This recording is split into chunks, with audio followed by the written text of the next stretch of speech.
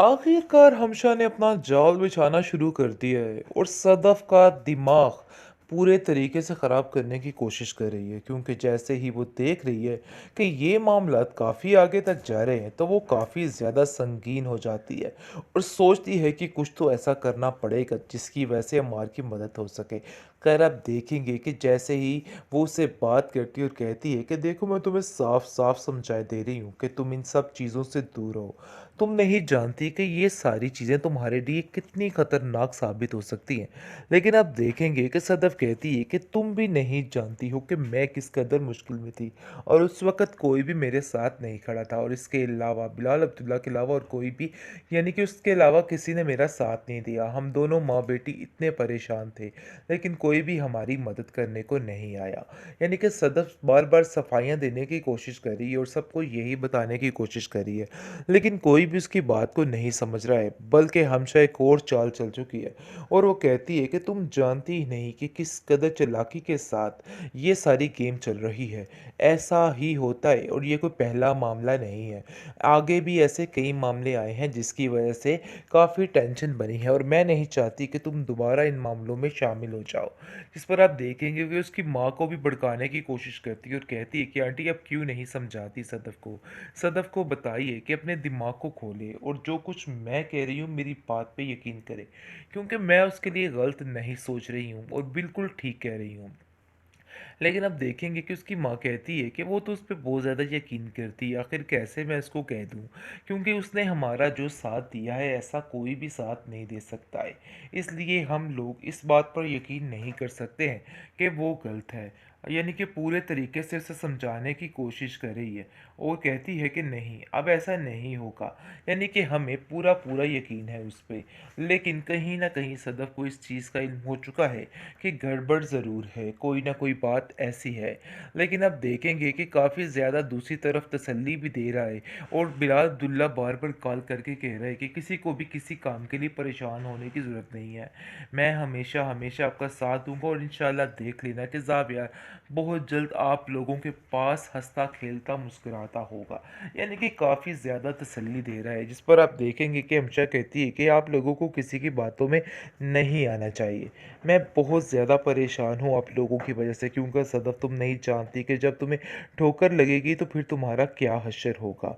तुम्हें इन बातों को समझना होगा। लेकिन अब देखेंगे कि वो साफ-साफ इस बात को लेके इनकार कर देती है और कहती है कि मुझे इसके अलावा और कोई बात अज़ीज़ नहीं है कि ज़ावियार का इतना अच्छा तरीके से ख़्याल रखा जा रहा है और इतना साथ दिया जा रहा है। अब मुझे किसी की कोई बात की ज़रूरत नहीं है। है, अब देखेंगे कि जो करवाना चाह रही हमशा ऐसा तो बिल्कुल भी नहीं हो सकता है।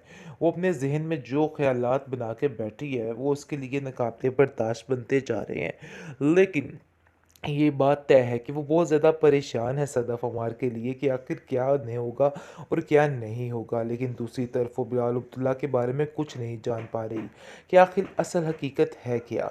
लेकिन आप देखेंगे कि बिलाल अब्दुल्ला बार बार एक ही बात कह रहा है कि सदफ की जगह कोई और भी होता तो उसकी मदद इसी तरीके से करता।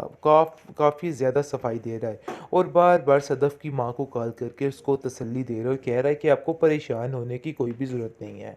बिला वजह आप टेंशन ना लें, समझिए कि आप सब लोग यहाँ पर मौजूद हैं, इसलिए आपको बिल्कुल परेशान नहीं होना। दूसरी तरफ ज़ावियार को भी काफ़ी तसल्ली हो रही है और वो सदफ़ को कहता है कि आप फ़िक्र मत करो, मैं इधर पहुँच सकून से हूँ और सारे मामलात बड़े अच्छे तरीके से जा रहे हैं, इसलिए किसी को किसी बात को लेके भी परेशान होने की ज़रूरत नहीं है। आखिरकार हमशा ने अपना जाल बिछाना शुरू कर दिया है और सदफ का दिमाग पूरे तरीके से ख़राब करने की कोशिश कर रही है, क्योंकि जैसे ही वो देख रही है कि ये मामलात काफ़ी आगे तक जा रहे हैं तो वो काफ़ी ज़्यादा संगीन हो जाती है और सोचती है कि कुछ तो ऐसा करना पड़ेगा जिसकी वजह से अम्मार की मदद हो सके।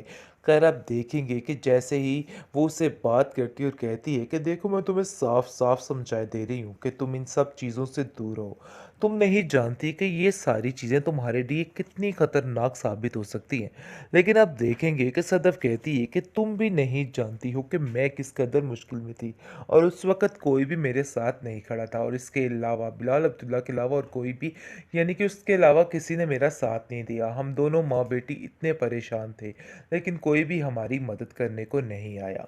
यानी कि सदफ़ बार-बार सफाइयाँ देने की कोशिश करी और सबको यही बताने की कोशिश करी है, लेकिन कोई भी उसकी बात को नहीं समझ रहा है, बल्कि हमशा एक और चाल चल चुकी है और वो कहती है कि तुम जानती ही नहीं कि किस कदर चालाकी के साथ ये सारी गेम चल रही है। ऐसा ही होता है और ये कोई पहला मामला नहीं है। आगे भी ऐसे कई मामले आए हैं जिसकी वजह से काफ़ी टेंशन बनी है और मैं नहीं चाहती कि तुम दोबारा इन मामलों में शामिल हो जाओ। जिस पर आप देखेंगे कि उसकी माँ को भी भड़काने की कोशिश करती है और कहती है कि आंटी आप क्यों नहीं समझाती सदफ़ को? सदफ़ को बताइए कि अपने दिमाग को खोले और जो कुछ मैं कह रही हूँ मेरी बात पे यकीन करे, क्योंकि मैं उसके लिए गलत नहीं सोच रही हूँ और बिल्कुल ठीक कह रही हूँ। लेकिन अब देखेंगे कि उसकी माँ कहती है कि वो तो उस पे बहुत ज़्यादा यकीन करती है, आखिर कैसे मैं उसको कह दूँ? क्योंकि उसने हमारा जो साथ दिया है ऐसा कोई भी साथ नहीं दे सकता है। इसलिए हम लोग इस बात पर यकीन नहीं कर सकते हैं कि वो गलत है। यानी कि पूरे तरीके से उसे समझाने की कोशिश कर रही है और कहती है कि नहीं, अब ऐसा नहीं होगा। यानी कि हमें पूरा-पूरा यकीन है उस पे। लेकिन कहीं न कहीं सदफ़ को इस चीज़ का इल्म हो चुका है कि गड़बड़ ज़रूर है, कोई ना कोई बात ऐसी है। लेकिन अब देखेंगे कि काफ़ी ज़्यादा दूसरी तरफ तसल्ली भी दे रहा है और बिलाल अब्दुल्ला बार-बार कॉल करके कह रहा है कि किसी को भी किसी काम के लिए परेशान होने की ज़रूरत नहीं है। मैं हमेशा आपका साथ दूँगा और इंशाअल्लाह देख लेना कि ज़ाविया बहुत जल्द आप लोगों के पास हँसता-खेलता, मुस्कुराता होगा। यानी कि काफ़ी ज़्यादा तसल्ली दे रहा है, जिस पर आप देखेंगे कि हमेशा कहती है कि आप लोगों को किसी की बातों में नहीं आना चाहिए। मैं बहुत ज़्यादा परेशान हूँ आप लोगों की वजह से, क्योंकि सदफ़ तुम नहीं जानती कि जब तुम्हें ठोकर लगेगी तो फिर तुम्हारा क्या हश्र होगा। तुम्हें इन बातों को समझना होगा। लेकिन अब देखेंगे कि वो साफ-साफ इस बात को लेके इनकार कर देती है और कहती है कि मुझे इसके अलावा और कोई बात अज़ीज़ नहीं है कि ज़ावियार का इतना अच्छा तरीके से ख़्याल रखा जा रहा है और इतना साथ दिया जा रहा है। अब मुझे किसी की कोई बात की ज़रूरत नहीं है। है, अब देखेंगे कि जो करवाना चाह रही हमेशा ऐसा तो बिल्कुल भी नहीं हो सकता है। वो अपने ज़हन में जो ख़यालात बना के बैठी है, वो उसके लिए नाक़ाबिले बर्दाश्त बनते जा रहे हैं। लेकिन ये बात तय है कि वो बहुत ज़्यादा परेशान है सदफ़ अमार के लिए कि आखिर क्या नहीं होगा और क्या नहीं होगा। लेकिन दूसरी तरफ वो बिलाल अब्दुल्ला के बारे में कुछ नहीं जान पा रही कि आखिर असल हकीकत है क्या। लेकिन आप देखेंगे कि बिलाल अब्दुल्ला बार-बार एक ही बात कह रहा है कि सदफ़ की जगह अगर कोई और भी होता तो उसकी मदद इसी तरीके से करता। काफ़ी ज़्यादा सफाई दे रहा है और बार-बार सदफ़ की माँ को कॉल करके उसको तसल्ली दे रहा है और कह रहा है कि आपको परेशान होने की कोई भी ज़रूरत नहीं है। बिला वजह आप टेंशन ना लें, समझिए कि आप सब लोग यहाँ पर मौजूद हैं, इसलिए आपको बिल्कुल परेशान नहीं होना। दूसरी तरफ ज़ावियार को भी काफ़ी तसल्ली हो रही है और वो सदफ़ को कहता है कि आप फ़िक्र मत करो, मैं इधर बहुत सुकून से हूँ और सारे मामलात बड़े अच्छे तरीके से जा रहे हैं, इसलिए किसी को किसी बात को लेके भी परेशान होने की ज़रूरत नहीं है।